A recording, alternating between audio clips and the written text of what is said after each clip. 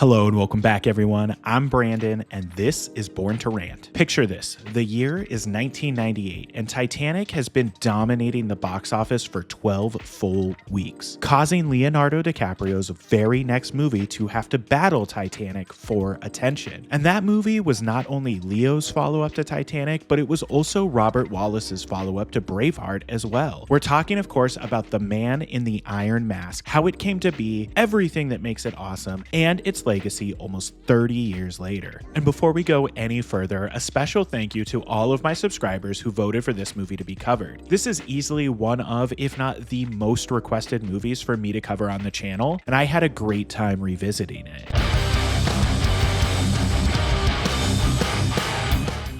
The Man in the Iron Mask is not a movie I saw as a kid, though I do remember seeing its trailer constantly as promotion for the movie was ramping up. I'm honestly not sure how I didn't see it as a kid, considering it's got the Three Musketeers in it as main characters, and I was obsessed with Disney's The Three Musketeers from 1993, which actually I have done a video on already. Go check that out if you haven't. But I do remember this movie coming out and really wanting to see it, mostly because of Leo, because your boy loved Titanic, and you know what? I'm not ashamed to admit it, but it actually wasn't until 5 or 6 years ago that I watched it for the first time, and I kind of feel like this is a lost movie of my childhood. I think if I would have seen this movie before the age of 10, I'd probably hold it in the same regard as Disney's The Three Musketeers movie. But I have to confess something that might make a few of you mad. When I first watched this movie, I didn't really like it. I thought it was too slow, I thought the script was sloppy, and I thought most of the actors in it had been incredibly miscast. But before you turn the video off, when I rewatched the movie in preparation for making this video, I kind of completely changed my mind. Don't get me wrong. This movie could have used a ruthless editor and been cut down to an excellent 100-minute movie, but as it is, it's still incredibly watchable in 2025. First of all, we just don't really get movies like this anymore. I know there was that two-parter Three Musketeers movie that came out of France a few years ago, which I did actually watch after you all were very loud about it in the comments of my Three Musketeers video, but for the most part, these types of period piece adventure movies are just not in style anymore. But my God, does this movie look incredible, from its beautiful sets to capturing the beauty of actual period-built French castles and estates. Even the most basic dialogue scenes are just beautifully shot. But before I get too deep into everything that makes The Man in the Iron Mask awesome, I just want to take a second to say that Born to Rant is a completely independent channel, and I use absolutely no AI in the making of my videos, and that includes ChatGPT. So if you haven't already and want to support a real independent creator, please hit the subscribe button. There's also a link to my Patreon in the description below. Thank you, I appreciate it. Okay, now let's dive into how 1998's The Man in the Iron Mask came to be.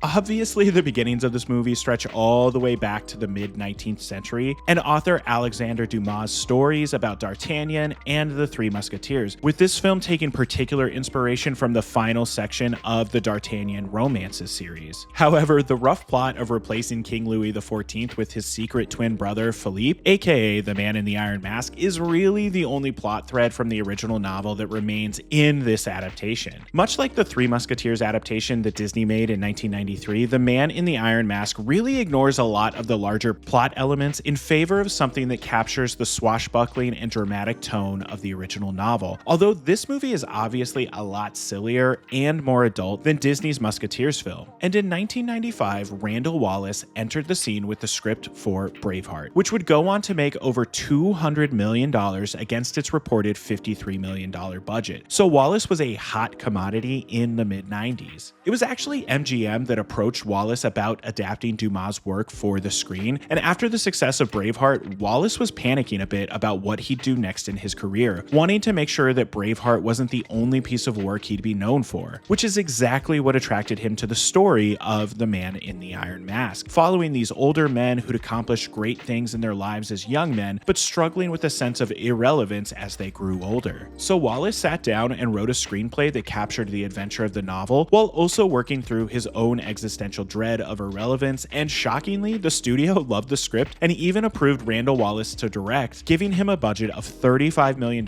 which would be about $70.4 million today, adjusted for inflation. As for the casting process of the movie, one thing that Wallace has said is that he doesn't write with any specific actors in mind, or rather, if he does, he's never convinced that they're the only person that could play that role, which I have to imagine made casting quite easy for this movie. It sounds like Jeremy Irons, John Malkovich, Gérard Depardieu, and Gabriel Byrne all immediately had qualities that Wallace was looking for when he met with them. And I do think it's kind of fun that all four of the Musketeers in this movie are played by actors of completely different nationalities. Irons is English, Malkovich is American, Depardieu is French, and Byrne is Irish. As for the titular Man in the Iron Mask, I couldn't find any other information about other actors considered for the role, but I did find a funny story from Randall Wallace who was talking about Leo and the success of Titanic. Because you see, when casting for Man in the Iron Mask was underway, Titanic had not been released yet. And one thing that history has made all of us forget is that before Titanic was released, the entire industry was convinced that it was going to be the most expensive flop in Hollywood history. So when Randall Wallace cast Leonardo DiCaprio, he wasn't casting the star of the biggest movie on the planet. He was casting the 22-year-old actor who'd been working in Hollywood for over 5 years already. Filming for The Man in the Iron Mask began on April 28th, 1997, and filming was done entirely in France, spread across several sound stages, as well as some actual French castles from the 17th century. The production designer, Anthony Pratt, and his team built 15 different sets for the movie, including building waterways for the 2 separate prison break sequences in the movie and King Louis XIV's massive and grand palace in Versailles. The French government did actually offer the production of The Man in the Iron Mask the chance to film at the actual palace, but the rule was they couldn't change anything or bring in any equipment, including lights. And that just wasn't going to work for the production of this movie. And honestly, it worked out for the best because the actual palace in Versailles has been standing for hundreds of years, so to recreate the palace on a soundstage allowed the team to create something that would look as fresh as the palace would have looked during King Louis's reign. Filming completed that August, and I couldn't really find any information about the post-production process, sadly. And on March 13th, 1998, The Man in the Iron Mask was released into theaters, where it made $17.2 million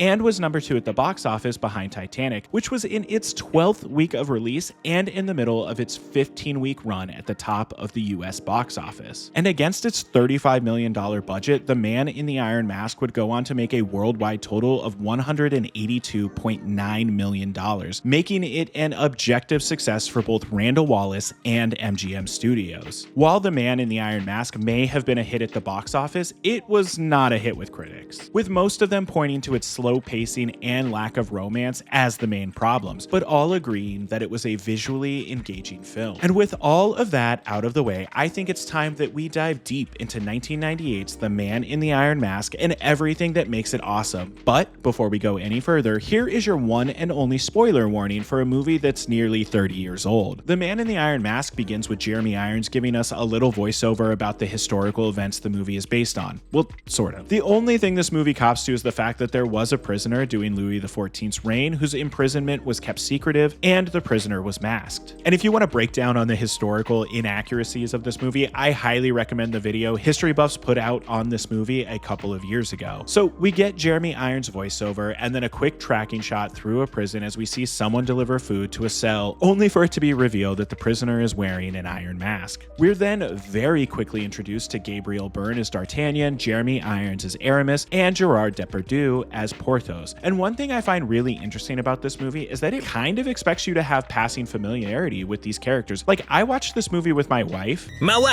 and she found the first 20 minutes of this movie overwhelming because the movie is just constantly introducing characters who all kind of look the same and expecting you to know and understand the difference between every single character. Even though I find the beginning of this movie a little clunky, I do really love the introduction of Porthos and Aramis. First of all, I love that Porthos is dressed so flamboyantly throughout this movie. His costumes are as loud as he is. And I think it's hilarious that his introduction is him bringing women to Aramis, only to find him praying and the two getting into a fight over Aramis being no fun anymore. When D'Artagnan shows up, we get a bit of exposition about King Louis XIV and his treatment of the people and how the people feel about him as king. We then are introduced to John Malkovich as Athos and Peter Sarsgaard as his son Raoul. And I just have to say that even though I think Malkovich is a great actor and he does the best job possible with the material in this movie, I do feel he was incredibly incredibly miscast in the role of Athos. Honestly, all of the American actors feel a little out of place in this movie. Maybe it's because everyone else has on either English or French or Irish accents, but the American accents just kind of jump out at me in this movie. Okay, that being said, the introduction of Athos and Raoul is very sweet and well written. We learn that Raoul is to propose to his girlfriend, Christine, and that the ring Athos has given him was his wife's ring, who died giving birth to Raoul. The whole scene just does a great job of setting up how much Athos and Raoul care for one another, and that for Athos, Raoul is all he has in this world anymore. He's left the Musketeers and is retired. It's then time for our introduction of Leo as King Louis XIV, and for my money, this is where cinematographer Peter Sashitsky's work really begins to shine through. And if you don't know the name Peter Sashitsky, he shot a couple of other movies you might have heard of, like The Rocky Horror Picture Show, Dead Ringers, and this little movie called The Empire Strikes Back.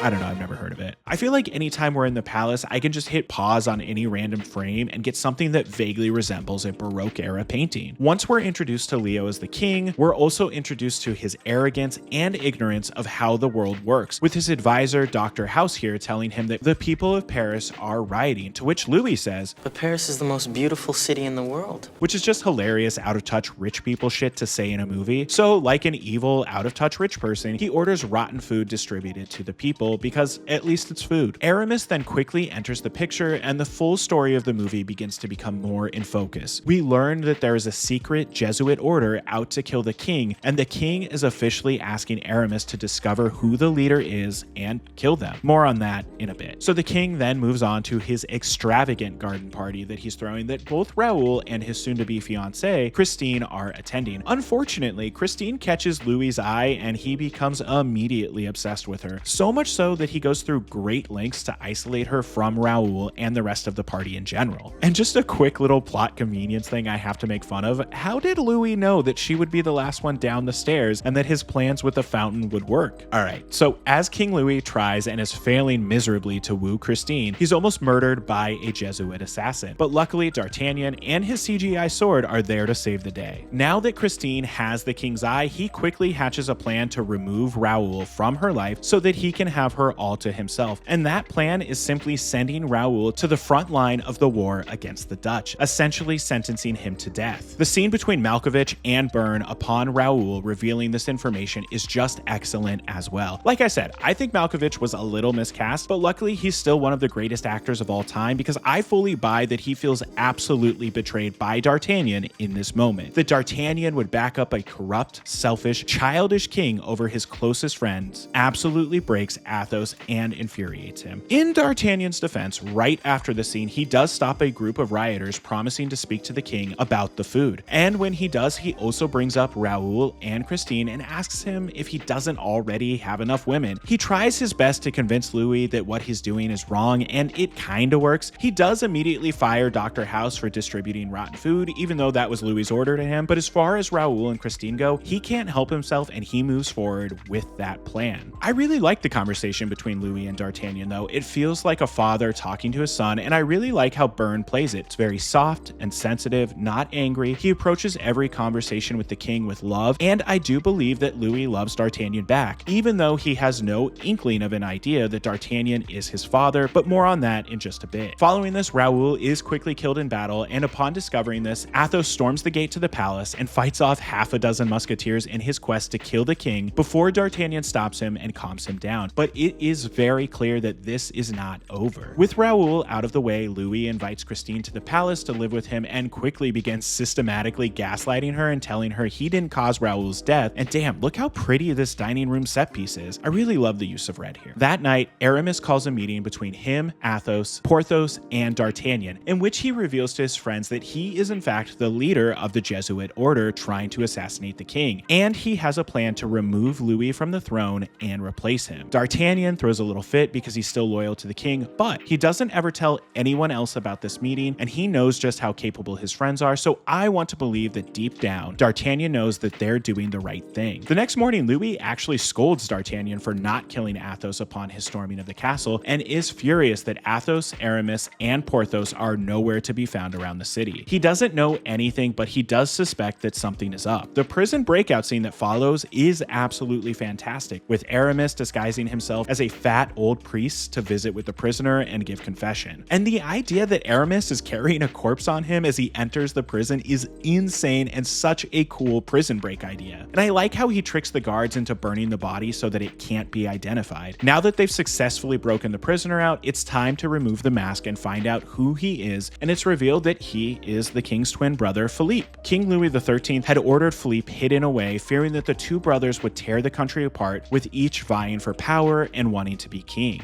It's also revealed that Aramis was a crucial member of this secret plan, something he never revealed to his friends before, and he asks Philippe for his forgiveness. Our musketeers then sit down with Philippe and explain to him their plan, and I really like that they don't force him into the plan. They present it and ask if he'll help them. While our three musketeers and Philippe hide out in the country, we cut back to the palace to see that Louis and his mother have been informed of Philippe's supposed death, and I really like this shot of Louis trying on the burnt iron mask only to recoil immediately. There's also this great scene between D'Artagnan and Anne where it's fully revealed that these two are in love and had an affair that led to the births of Louis and Philippe, and that D'Artagnan had never been told of the existence of Philippe, and these two just have fantastic chemistry in the scene. It does a great job of showing the secret relationship that exists between the two of them. We then cut back to the farm for probably the funniest scene in the movie. Porthos is trying to hook up with a woman in the hay. No, two women. Wait, three women? But unfortunately, at this point, Porthos seems to be impotent and decides to just unalive himself. And the way that Aramis and Athos react to this is hilarious. Aramis doesn't really pay it much mind when he sees Porthos walking towards the barn completely naked, but not letting himself get distracted. Athos, on the other hand, tries to run out and stop Porthos, but it's revealed that Aramis had sawed the beam earlier in the day, so when Porthos goes to jump, he ends up just taking the entire barn down with him. Finally, Philippe agrees to help the musketeers, and we get an excellent training sequence montage that sees Philippe learning how to fight, learning proper manners, and learning how to dance. It's then time for our heroes to put their plan into action at a masquerade ball that Louis is throwing. So the musketeers and Philippe make their way inside the palace, each also carrying an iron mask which they use to shock Louis into retiring to his bedroom for a moment of peace. This is where they swap in Philippe, and they really do almost get away with it. Philippe is sitting in his throne, and the musketeers have Louis bagged and are leading him out of the castle. Unfortunately, Philippe just cannot help his good nature, and D'Artagnan quickly realizes that he is not Louis and is in fact Philippe. So he races with Philippe to the dungeon to stop the musketeers from taking Louis away. And this is such a tense little standoff, and sadly it ends with Louis back on the throne, Philippe in chains, and the musketeers feeling like they failed. Immediately, Louis orders Philippe to be put back in the mask and put back into prison, which prompts D'Artagnan to finally take action and side with his friends. He leaves a note for his boys telling them where Philippe is being held, and even though they're pretty positive it's a trap, they throw on their musketeer uniforms, finally. And this second prison break scene is just excellent from start to finish, with the prison being slowly surrounded and infiltrated by Louis and the other musketeers. And I love that the main plot point here is that the musketeers have all been so inspired by and look up to the three musketeers and D'Artagnan as legends that they all refuse to let themselves be the one to kill them. There's even this great shot of all four musketeers and Philippe emerging from the gun smoke after being shot at, and they're all completely unscathed, and it just straight up rocks. Once the men make it very clear that they won't be killing the musketeers, Louis takes matters into his own hands and tries to stab Philippe, only for D'Artagnan to throw himself in front of the knife, and before he dies he tells Philippe how proud he is of him and lets out one final all for one. One. before dying. Louis is then locked away in prison in an iron mask, but only briefly because Philippe is not the cruel king that Louis was, and he instead orders Louis to live out his life on a secluded farm. It ends with a little blurb about how Louis XIV would go on to become one of France's greatest kings. So, nearly 30 years later, what is the legacy of the man in the iron mask? Well, I think it's kind of a forgotten movie at this point. It's not one you really hear people talk about very often. I think there's a couple reasons for that. The main reason is, well, Titanic. This movie, even though it came out after Titanic was released, was still quite literally in the shadow of Titanic. It couldn't even overtake it for the #1 spot at the box office on its opening weekend. The other reason I think this movie isn't talked about so much is that it's a little bit of a mess. Like I said, I quite liked rewatching this movie and had a really good time with it, but the whole time I was watching it, I was noticing shots and entire scenes that could have been cut to give this movie a fast pace and made it just that much more exciting. That being said, the movie looks immaculate. Both Robert Wallace and cinematographer Peter Sashitsky absolutely nailed the look of this movie, and I think a big part of that was their decision to film entirely in France. The Man in the Iron Mask may not be a perfect movie, but if you put it on, I guarantee you're gonna have a blast watching it. And there are always Musketeer movies being made, but I feel like this was the last big budget Musketeer movie to have any real success at the box office. Well, the US box office. I have no idea if those French Musketeer movies from a few years ago were hits there or not. If you've made it this far into the video, thank you for watching, and a special thank you to my supporters over on Patreon. You all help make these videos possible. If you'd like to be credited as a producer or executive producer on my videos, you can find a link to my Patreon in the description below. Patrons get to help me choose what movies to cover on the channel, access to an exclusive Discord server, and new videos early. And another reminder that Born to Rant is a completely independent channel, and I use absolutely no AI in the making of my videos. So please don't forget to like, subscribe, and turn on notifications. We release new videos covering all your childhood favorites every Thursday at 7 a.m. Pacific time. Okay, thank you. Bye-bye.